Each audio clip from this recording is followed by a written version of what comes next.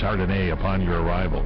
A champagne breakfast buffet daily. Afternoon tea service. In-room coffee, tea, and espresso machines. Daily fitness center use.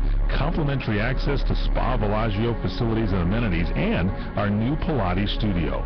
It's all at the Villaggio Inn and Spa. For reservations, call 800-351-1133. That's toll free, 800-351-1133. The Villaggio Inn and Spa in the heart of Napa Valley wine country in Yountville, California. Experience the luxury of Spa Villaggio. The Villaggio Inn and Spa in Yountville, California. 800-351-1133. That's 800-351-1133.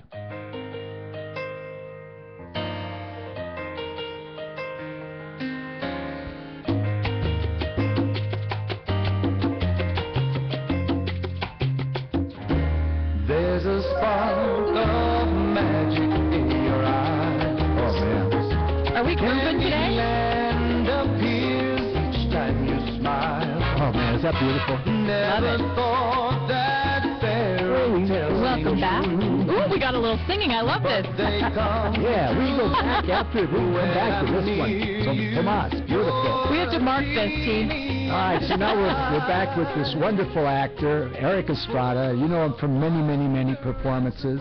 Now what we're going to do is say, hey, Erik, in your career, what did you most enjoy?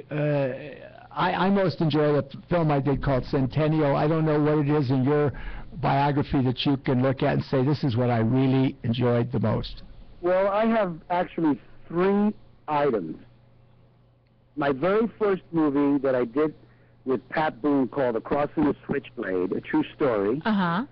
That's played in churches and in Bible Belt and in drug rehab centers and all that. It had to do with a young man who was a priest in Phillipsburg, Pennsylvania, came to New York to work with the gangs in the 50s, and he approached the most violent gang and the most violent person, and his name was Nicky Cruz, and that's who I played, and he today is an ordained minister. Wow. That was my first.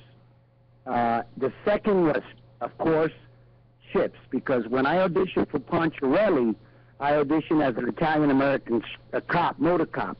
When I got the role, I made the producers change him to Hispanic-American cop on a motorcycle on prime time, which has never been done before as a Hispanic role model. It was, and honestly, I mean, amazing. That's such a breakthrough. Poncherello instead of Poncherelli, and after me came Eddie Olmos, Jimmy Smith, you know. Right. So that, and you know, and it was only when there was only 3 channels, so that was a good move that way. And the last and most prized thing is that, I don't know if you know it, but today I am a reserve police officer in the state of Indiana, and I am also in the state of Virginia at Bedford County Sheriff's Department, a captain in the Sheriff's Department, and I work on ICAC Task Force in Southern Virginia, and that's ICAC stands for ICAC, Internet Crimes Against Children.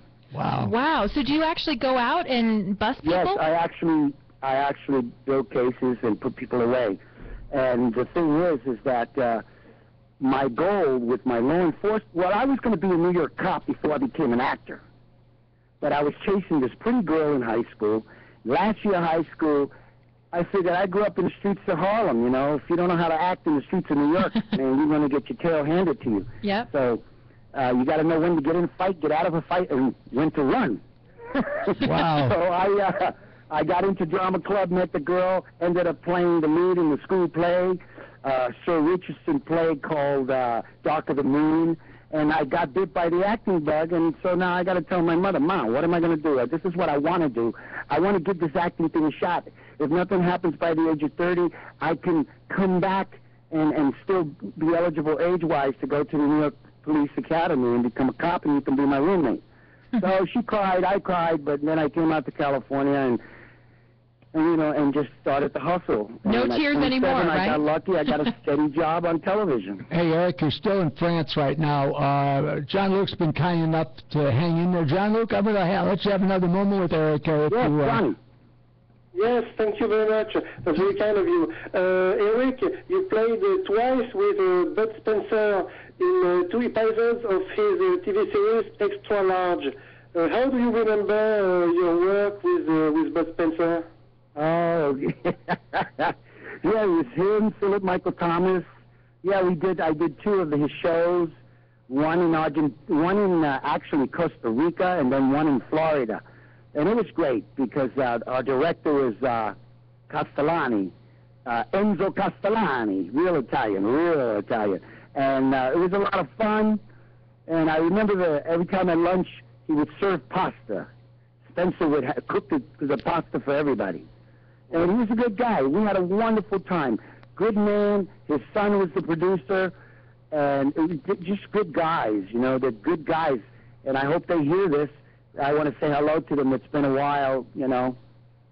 Absolutely. During your career, you played both good guys and bad guys. What do you prefer to play and why? Well, in my heart, I know I'm a good guy, but once in a while I like to play the bad guy. Because it's fun. Last question, please. One more, Jean-Luc. Thank you very much. At the beginning of your career, you played in several very famous TV shows like Manix, The $6 Million Man, Policeman, and so on. Which one do you remember the most and why? Hey, save it. Yeah, answer that when we come Thank you, John back. Luke, and save it. Please answer. We got to go to commercial. Thanks for giving us another segment. Usually we never go this many segments. But we love you, Eric. We love Estrada. Hey, and I'm going to stay.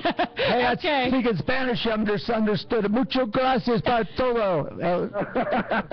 We're coming back with more Spanish, more English, more Eric, more Bob. It'll be fun. It is CRN Digital Talk Radio. You are listening to the PM Show. With me today is motorcycle owner Dan. Like most